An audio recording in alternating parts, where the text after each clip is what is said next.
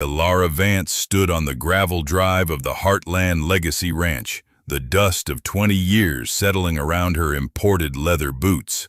The air, thick with the scent of pine and dry earth, was the same.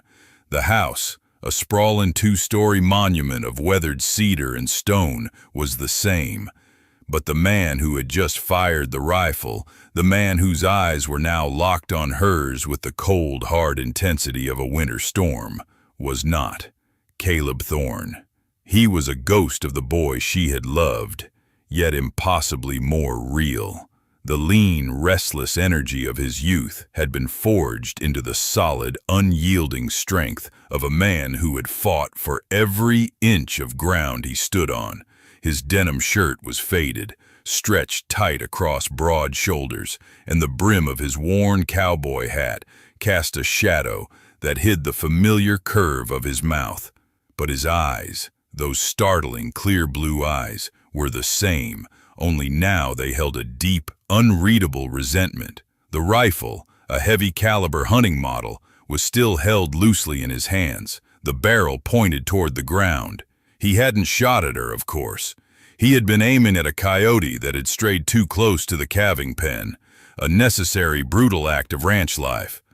But the timing, the sudden violent crack of the shot coinciding with her arrival, felt like a deliberate, visceral warning. "Elara," he said, his voice a low, gravelly rumble that hadn't lost its power to vibrate through her. It wasn't a greeting, it was an accusation. "Caleb," she replied, her own voice, honed by years of boardroom negotiations and city life, sounding brittle and foreign in the vast openness of the Montana sky. She clutched the strap of her designer handbag, a small, unconscious gesture of defense. "I suppose I should have called first. Jed's funeral is tomorrow," he stated, ignoring her attempt at levity. "The whole county knows. You didn't need to call." Jed Vance, her father, the man who had been the iron will and beating heart of the Heartland Legacy, was gone.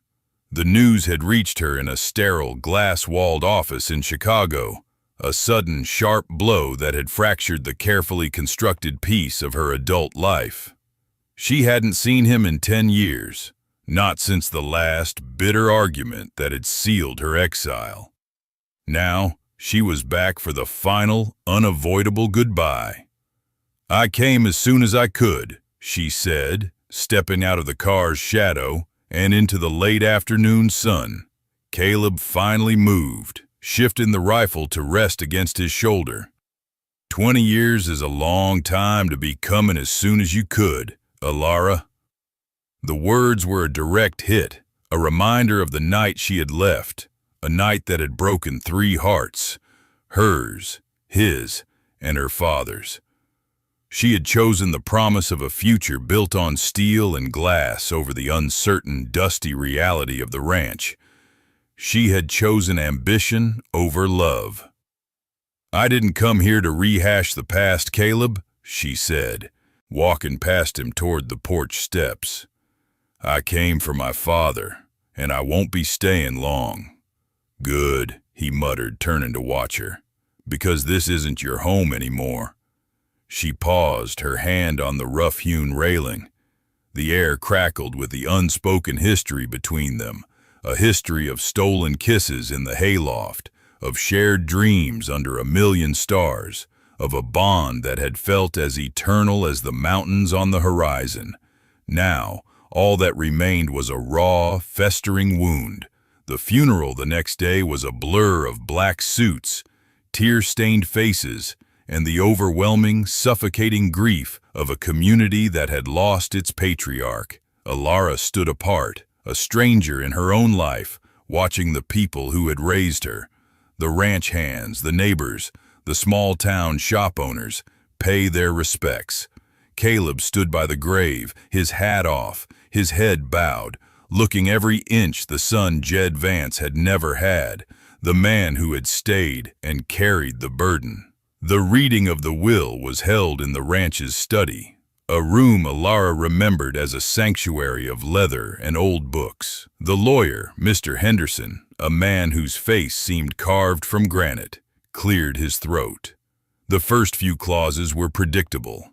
The ranch's assets, the land, the livestock, all were to be placed in a trust, with Caleb Thorne named as the operating manager, a role he had unofficially held for the last decade. Alara received a substantial sum of money, enough to secure her comfortable city life many times over, a final cold payment from a father who had accepted her choice to leave.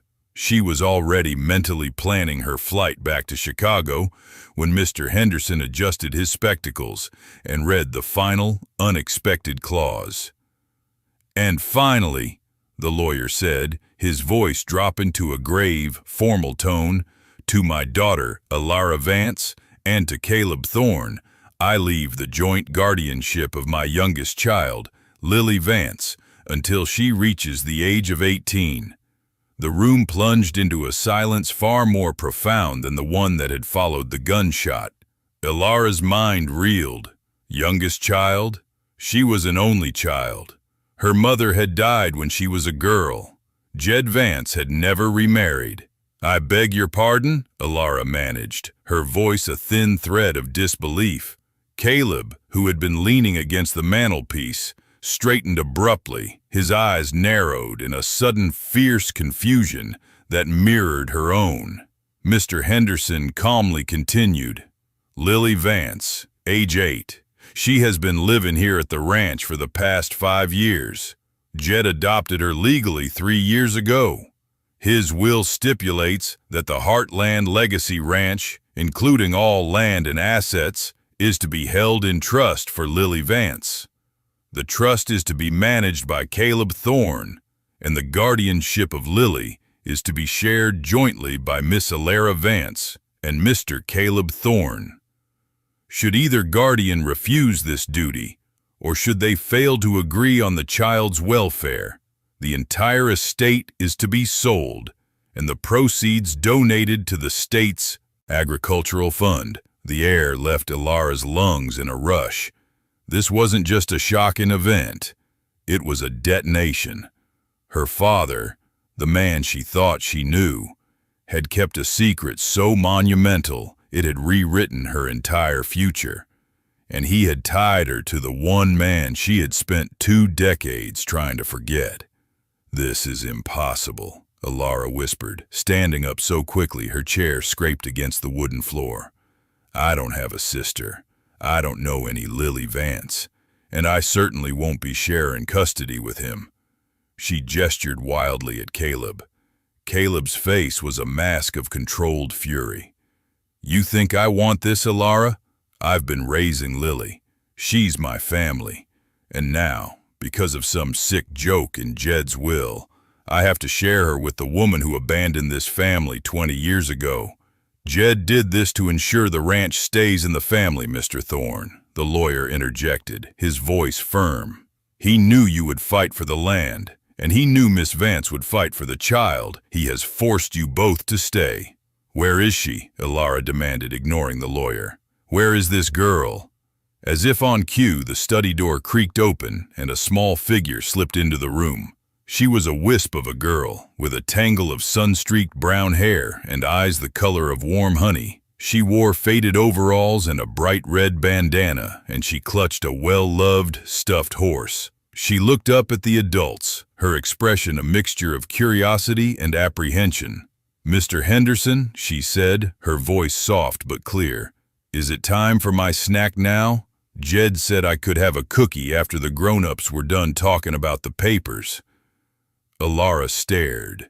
The girl, Lily, had Jed Vance's nose, the slight upturn at the tip that Alara had always teased him about. And her eyes, though honey-colored, held the same deep, thoughtful gaze. Caleb was the first to move. He knelt down, his large, calloused hand resting gently on the girl's shoulder. "Not quite yet, kiddo. Why don't you go ask Mrs. Peterson for that cookie? We'll be out in a minute." Lily nodded, her gaze lingering on Alara for a moment, before she turned and quietly left the room. "You see, Miss Vance," Mr. Henderson said, gathering his papers, "Jed Vance was a man who understood leverage. He knew the only thing that could bring you back, and the only thing that could make you and Mr. Thorne work together, was the threat of losing everything." Alara felt a cold dread settle in her stomach. Her father had played a final, masterful game of chess, and she and Caleb were the pawns. "I need to see the adoption papers," Alara said, her voice regaining its professional edge. "I need to know everything." "Of course," the lawyer replied, "but the terms are clear. You are legally bound to this ranch and to this child for the next 10 years, or the Heartland legacy is gone." The next few days were a brutal exercise in forced proximity and simmering hostility. Alara, the high-powered architect, found herself sleeping in her childhood bedroom, the walls still adorned with faded rodeo posters and a shelf full of dusty horse trophies. She was trapped, her life in Chicago, her multi-million-dollar projects, her meticulously planned future, all were on hold, suspended by the will of a dead man and the existence of a child she didn't know. Caleb, meanwhile, treated her with a chilling, polite distance. He was everywhere, yet nowhere.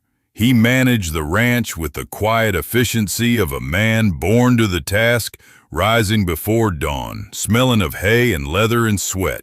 He avoided her gaze, spoke only when necessary, and his every action communicated a single, clear message. "You are an intruder here." Their first official guardianship meeting took place in the kitchen over a map of the ranch and a list of Lily's school supplies. "She needs new boots," Caleb said, his finger tracing a line on the map. "Her old ones are splitting. Size 3. "I'll order them online," Alara replied, scrolling through her phone. "I can have a few pairs shipped here by tomorrow." Caleb slammed his hand flat on the table. "No, you don't order boots online, Alara. You take her to Miller's General Store in town. You let her pick them out. You let her feel the leather. That's how it works here. That's how Jed did it." "I'm trying to be efficient, Caleb," she snapped, lowering her phone. "I have a life waiting for me. I can't spend weeks playing dress-up in a general store." "You have 10 years, Alara," he countered, his voice dangerously low. 10 years of being a mother, or you lose the ranch. And I won't let you treat Lily like a project you can outsource to Amazon." "And what about you?" she challenged, leaning forward. "You're so quick to judge my parenting skills, but you're just the ranch hand who got promoted. You're not her father either." The air thickened, charged with the old familiar electricity of their arguments, the kind that always ended in either a furious storm or a desperate kiss. "I'm the one who was here when she cried for Jed," he said, his eyes burning. "I'm the one who taught her to ride. I'm the one who tucks her in every night. I may not be her father, but I'm the only family she knows now, and I will protect her from you if I have to." "Protect her from what? A stable home? A good education?" "Protect her from being abandoned," he finished, the word hanging in the air like the smoke from his earlier gunshot. "The way you abandoned us." The accusation was a physical blow. She stood up, pushing her chair back. "Fine, we'll go to Miller's. But don't think for a second that I'm going to let you dictate every decision. I'm a guardian, too." The trip to town was a silent, tense affair. Alara drove her sleek black SUV, feeling ridiculous next to Caleb's battered pickup. Lily sat between them, humming a tuneless song, seemingly oblivious to the war being waged in the front seat.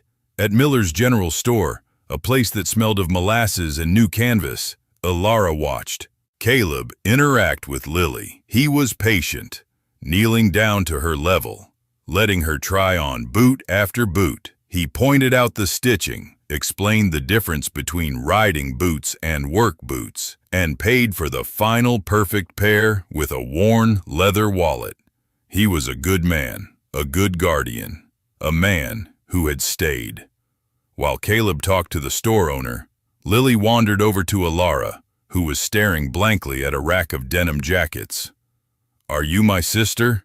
Lily asked, her voice quiet. Alara knelt down, meeting the girl's honest gaze. No, sweetie, I'm Jed's daughter. That makes us family, though. Jed said you were a princess who lived in a castle made of glass, Lily said, tilting her head. Alara managed a small, pained smile. He always did exaggerate. Are you going to stay? The question was simple, direct, and devastating. Alara looked past Lily, out the window to the dusty street, and saw the reflection of the woman she had become, sharp, polished, and utterly out of place. I don't know, Lily, she admitted, the lie catching in her throat. I have a job in the city. Caleb says the ranch is sick, Lily confided, lowering her voice. He says the bank is going to take it if we don't find the gold. Alara frowned. The gold? What are you talking about? Jed told me, Lily insisted. He said the ranch is the gold, but we have to find the map first. Before Alara could press her, Caleb was there, his hand on Lily's back. Time to go, kiddo. Mrs. Miller needs to close up. He gave Alara a look that clearly said, don't fill her head with nonsense. Back at the ranch, the reality of their shared guardianship began to set in. They had to agree on everything. Lily's school, her diet, her bedtime. It was a constant negotiation, a battle of wills fought over the small, intimate details of a child's life. One evening, Alara found Caleb in the barn, repairing a broken fence post. The setting sun cast long shadows, turning the dust motes in the air to gold. I looked at the ranch accounts, Alara said, walking up to him. Jed was in serious debt. The trust is leveraged to the hilt. The only thing keeping the bank from foreclosing is the sheer value of the land and the fact that the will ties the sale to Lily's guardianship. Caleb drove a nail with a single powerful swing of the hammer. I know. I've been fighting this for 3 years. Jed was stubborn. He refused to sell the north pasture, even though it would have cleared the debt. Why? He said it was sacred ground, Caleb scoffed, wiping sweat from his brow. Said it was where he and your mother first met.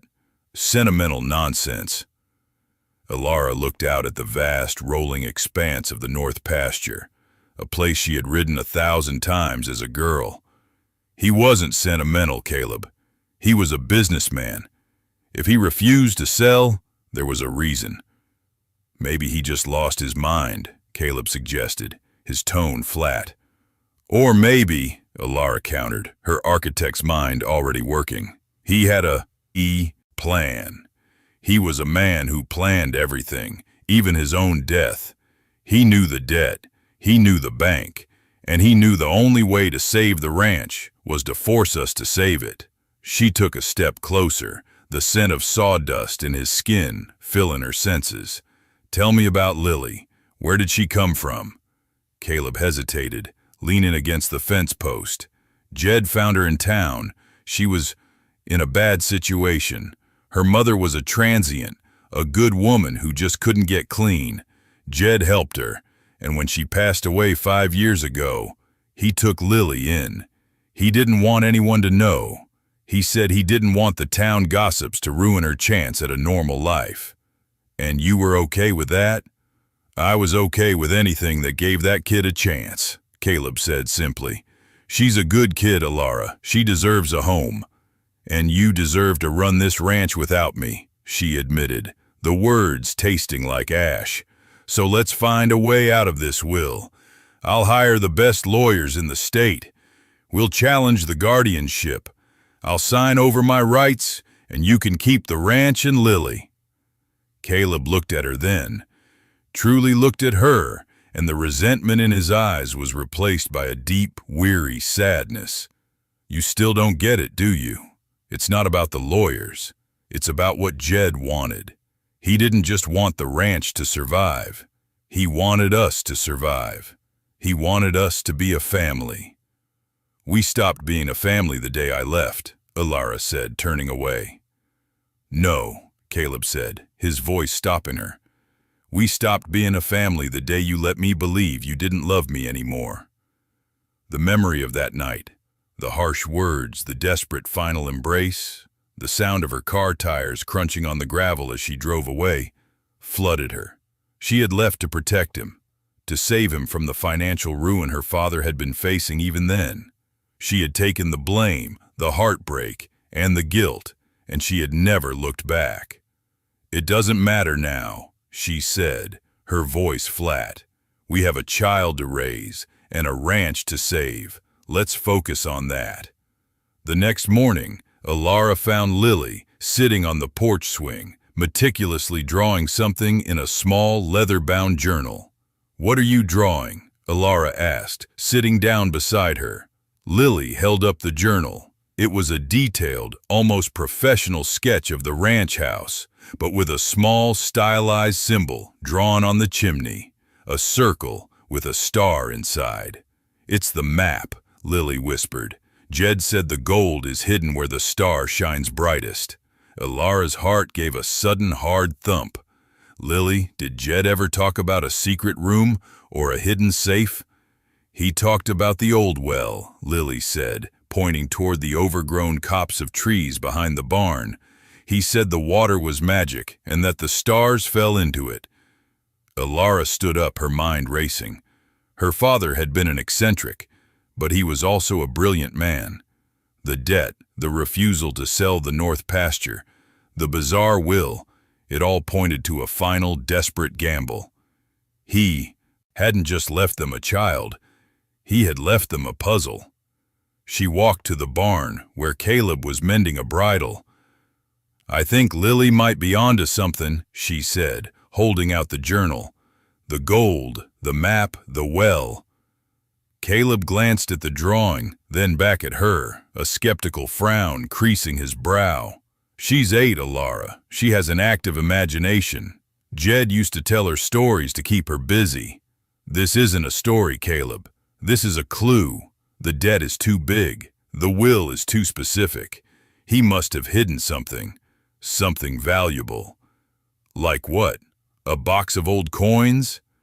"Like the deed to the north pasture," Alara said, her voice suddenly firm. "Or a contract, something that proves the land is worth more than the bank thinks. I'm going to the old well." Caleb sighed, dropping the bridle. "Fine, but you're not going alone. That well hasn't been used in 50 years. It's dangerous." They walked together, the silence between them less hostile now, replaced by a grudging, shared purpose. The old well was indeed overgrown, a stone circle half hidden by thickets of wild rose and tall grass. "We need to clear this out," Caleb said, pulling a heavy-duty pair of shears from a nearby shed. They worked side by side, their movements synchronized by years of shared history. Alara, the architect, was surprisingly strong, her city-soft hands quickly developing blisters as she pulled at the thorny vines.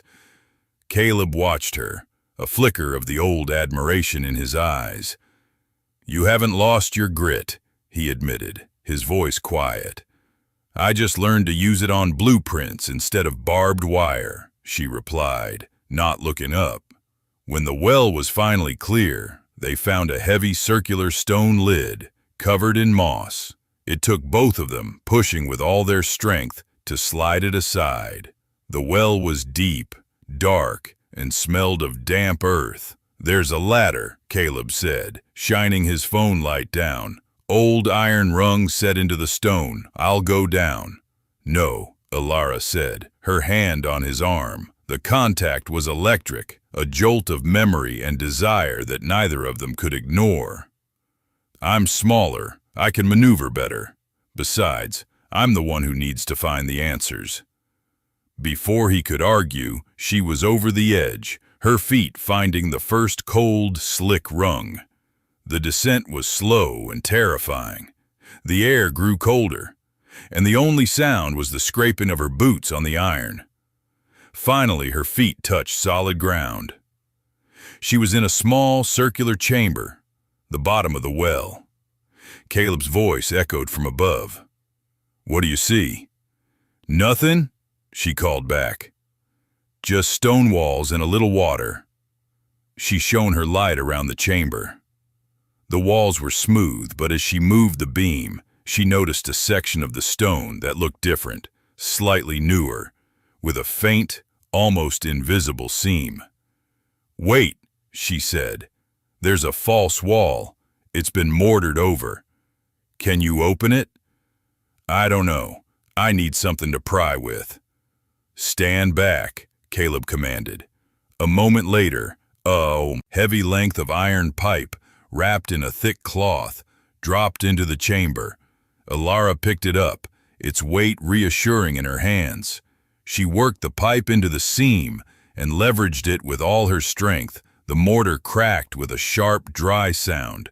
She pushed again, and a section of the wall, about 3 feet square, swung inward on hidden hinges. Alara gasped. The shocking event of the will reading was now compounded by a new, profound mystery.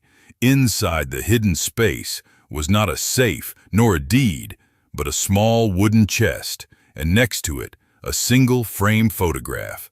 She picked up the photograph first. It was a picture of a young woman, smiling, holding a newborn baby. The woman had Lily's honey-colored eyes, but the man standing next to her, his arm around her shoulder, his face beaming with pride, was Jed Vance. Alara's hand trembled. Lily wasn't adopted. Lily was Jed's biological daughter. She opened the chest. Inside, nestled on a bed of velvet, was a stack of legal documents, a small, worn Bible, and a thick, sealed envelope addressed to Alara. Alara, what is it? Caleb's voice was urgent. She couldn't speak. She looked at the photograph again. The truth of her father's secret, the depth of his deception, washing over her. It's not what we thought. She finally managed, her voice hollow. Caleb, I'm coming up. We need to talk. She climbed out of the well, her body shaken. Caleb was waiting, his face etched with concern. What did you find? He demanded, taking the pipe from her. Alara held out the photograph. This is what he hid. This is the real secret.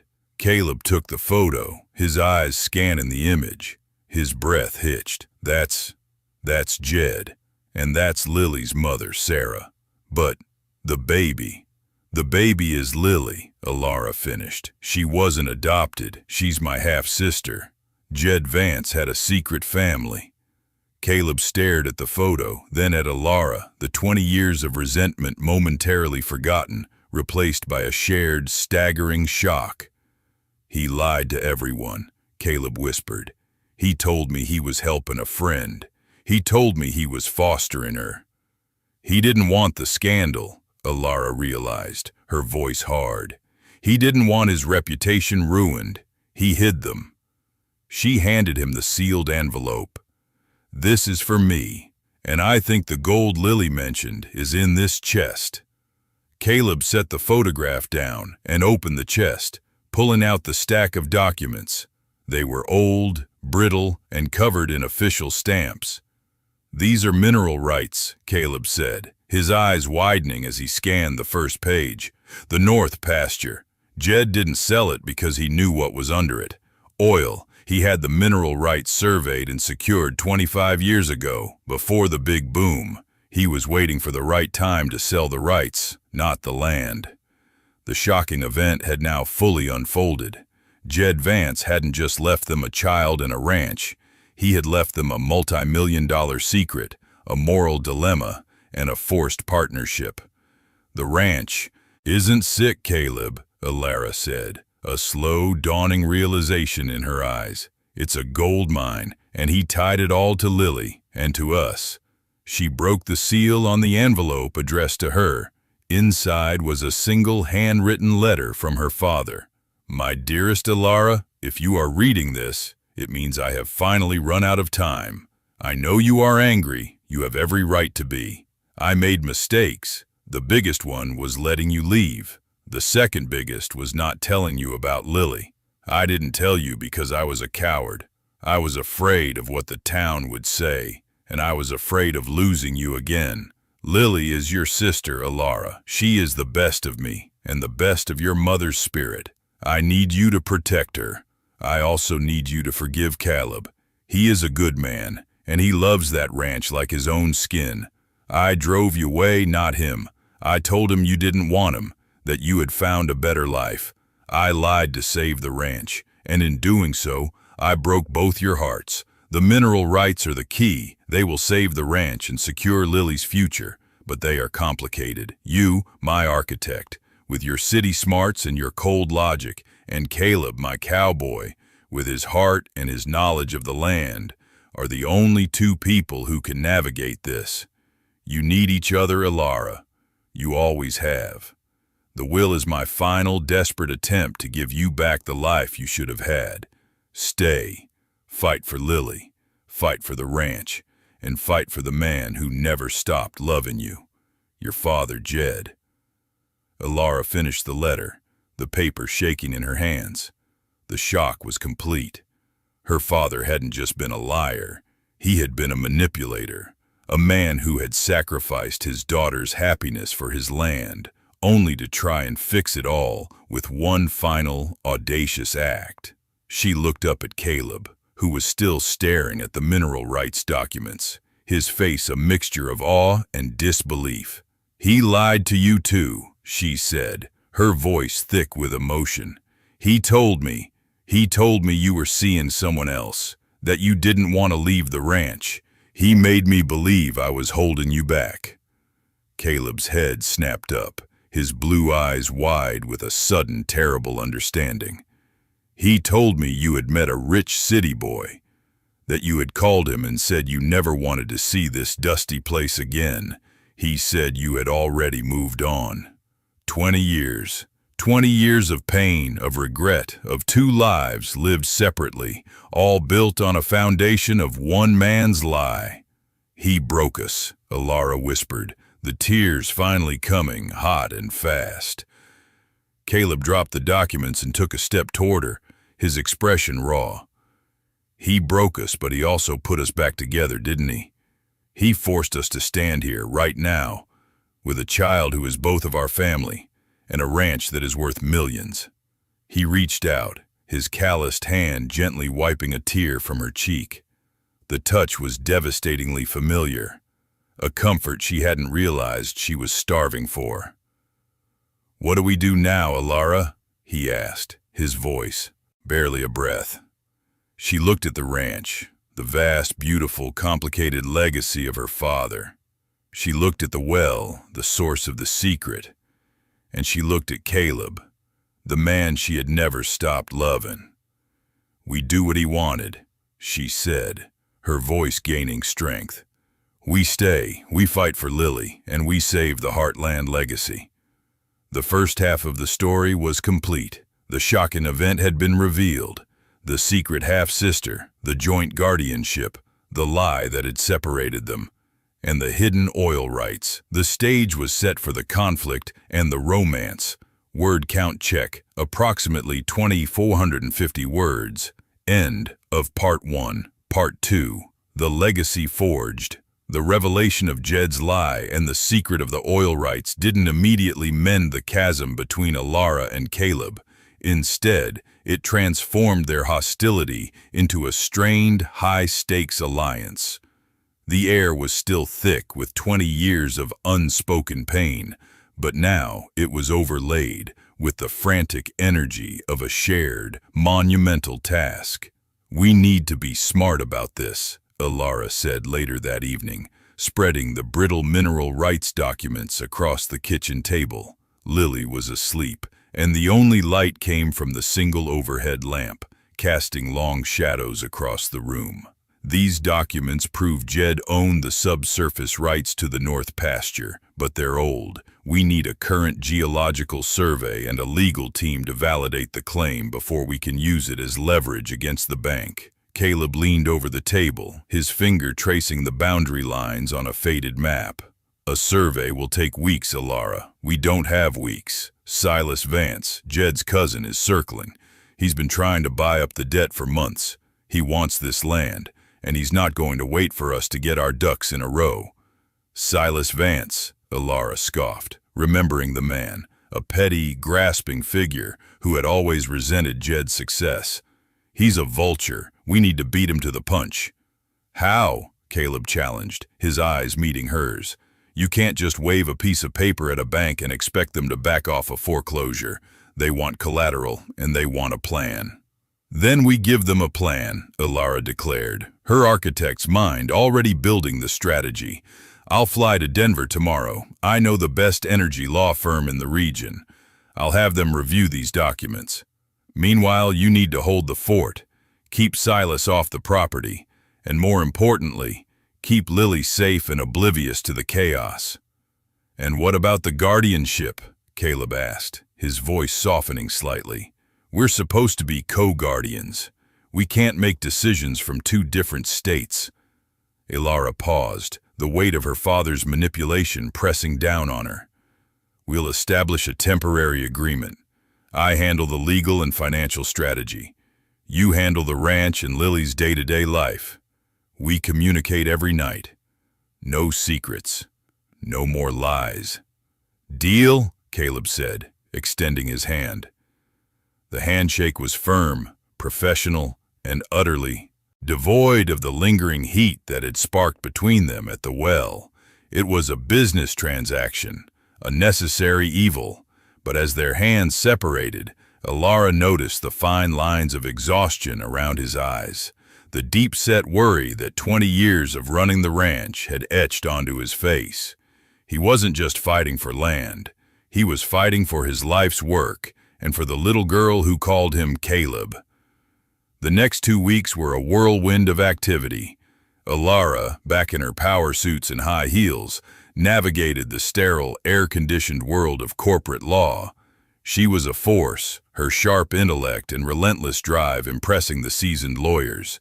She secured a preliminary injunction against the bank, buying them 30 days, and commissioned a rush geological survey, using her own considerable savings as a down payment.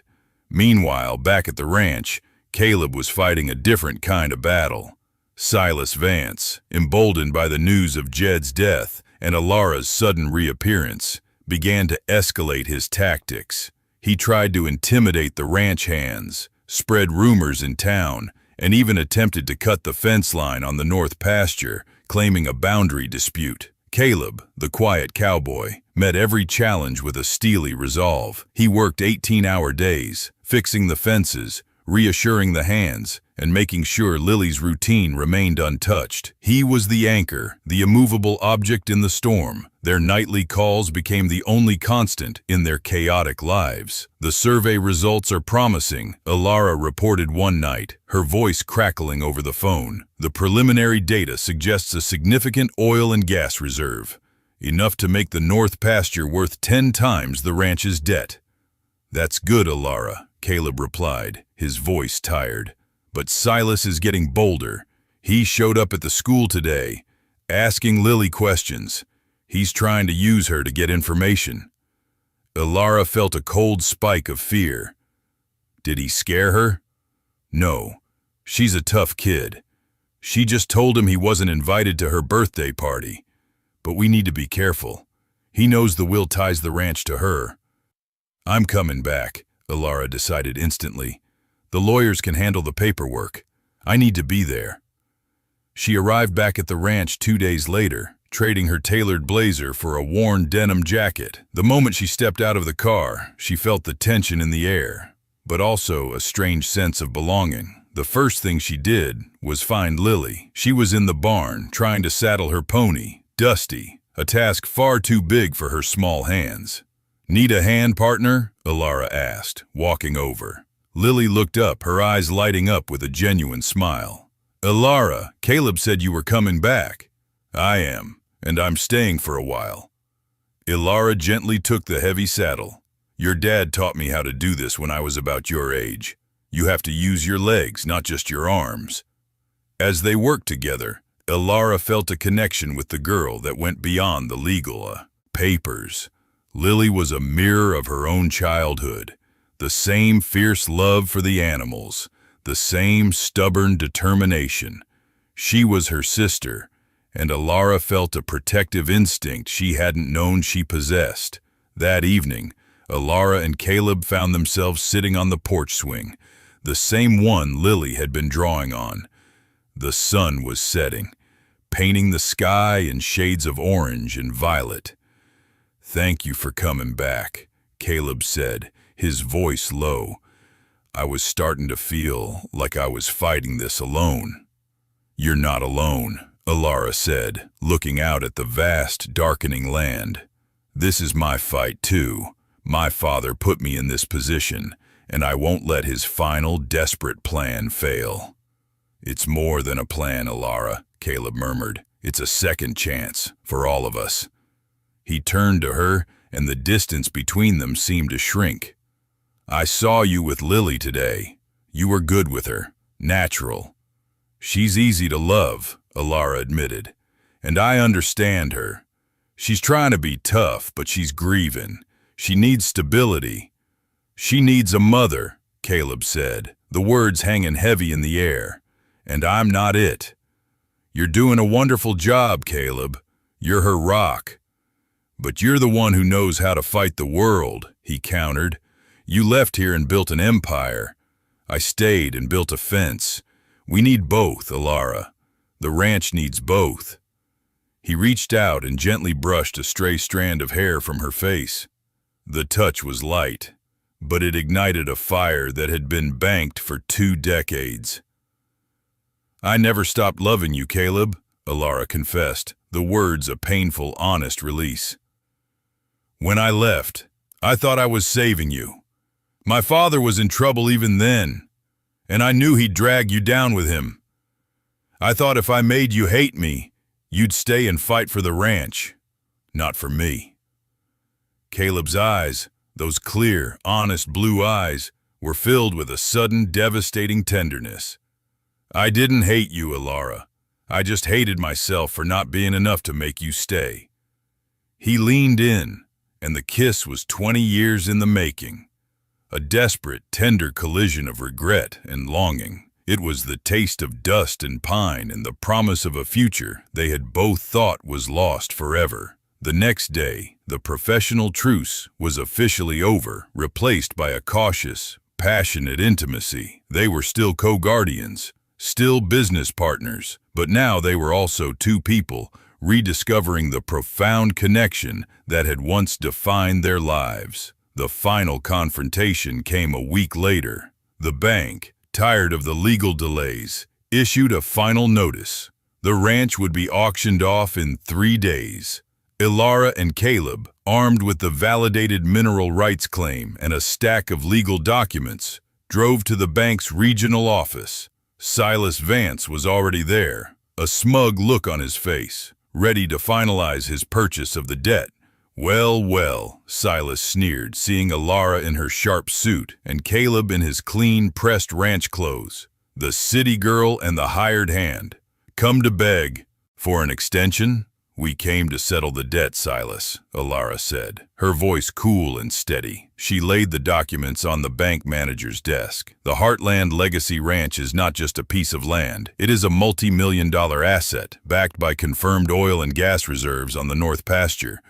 We have a signed, validated claim to the subsurface mineral rights, which alone are worth more than the outstanding debt." Caleb stepped forward, placing a hand on the map. "We're not selling the land, and we're not selling the rights. We're offering the bank a percentage of the future royalties from a drilling lease, which will pay off the debt in full within a year and secure a massive profit for the bank in the long run." The bank manager, a shrewd woman named Ms. Hayes, looked from the documents to Silas, whose face had gone pale with shock. "You can't do that," Silas sputtered. "That land is mine. Jed Vance promised me." "Jed Vance promised nothing," Alara countered, pulling out the final document, a copy of Jed's will. "He left the ranch in a trust for his daughter, Lily Vance, and tied its fate to the joint guardianship of myself and Mr. Thorne. Any attempt to seize the land before Lily comes of age will result in a massive, protracted legal battle that will tie up this asset for years. We are offering you a clean, profitable exit." Silas is offering you a lawsuit. Ms. Hayes smiled, a cold corporate smile. Mr. Thorne, Miss Vance, I think we can come to an agreement. Silas Vance stormed out, defeated, his plan to seize the Heartland legacy in ruins. The ranch was saved. The victory, however, was only the beginning. They had won the battle for the land, but the battle for their future was still being fought in the quiet moments between them. That night, back at the ranch, they celebrated with Lily, who was delighted to hear that the bad man wouldn't be taking her home. After she was tucked into bed, Elara and Caleb stood on the porch, the vast, silent Montana sky stretching above them. "You were incredible today," Caleb said, wrapping his arm around her shoulders. "You fought like a lioness." "I was fighting for my sister," Elara corrected, leaning into his warmth. "And for you. This is your home, Caleb. You deserve to keep it." "And what about you?" he asked, turning her to face him. "The bank is satisfied. The lawyers are handling the paperwork. You're free to go back to your glass castle in Chicago." Elara looked at the man before her, the man whose hands were rough from work, whose heart was as vast as the land he protected, and whose eyes held a love that had survived 2 decades of separation. She looked past him, at the dark outline of the barn, the silhouette of the mountains, and the single light burning in Lily's window. "I called my firm today," she said, her voice soft. "I resigned. I told them I was taking on a new project, a long-term one." Caleb's breath hitched. "Elara, you can't. Your career—" "My career was a distraction," she interrupted, placing her hands on his chest. "It was a way to prove to my father and to myself that I didn't need this place. But I do. I need the smell of the pine, the silence of the night, and the feel of the earth under my feet. And I need you." She smiled, a genuine, radiant smile that reached her eyes. "I'm an architect, Caleb, and this ranch is a masterpiece that needs a new foundation. We have the oil money. We can modernize the operation, build a new veterinary clinic, maybe even start a foundation in Jed's name for kids like Lily." "You want to stay?" he whispered, a disbelieving joy dawning in his eyes. "I want to stay," she confirmed, "but not just as a guardian or a business partner. I want to stay as your partner, Caleb, in all things. We have a family to build, a legacy to honor, and a whole lot of lost time to make up for." He didn't hesitate this time. He pulled her into a fierce, possessive embrace, a kiss that was a promise, a commitment, and a final, sweet surrender. "Welcome home, Elara," he murmured against her lips. "Welcome home." A few months later, the Heartland Legacy Ranch was thriving. The oil lease had been signed, providing a massive influx of capital that cleared the debt and funded the new projects.